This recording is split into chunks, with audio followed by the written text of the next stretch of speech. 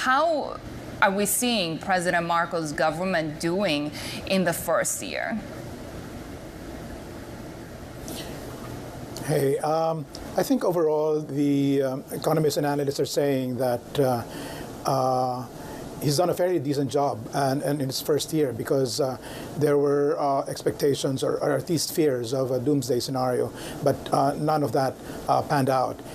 He was able to, despite one of the most aggressive tightening campaigns in the region, actually the Philippines posted one of the best economic growth in most of Asia at 6.4%, and expectations are growth this year will be above 6%. Probably slowing down a bit next year, but still at above 6%, that would be one of the best in Asia. So I think it's a fairly decent job that he's done, according to economists and analysts.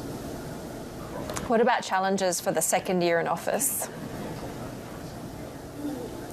I think taming inflation would be on top of them.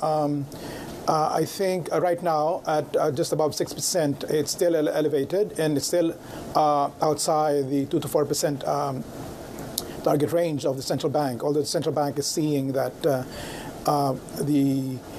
inflation would come back to its target range by September, October this year.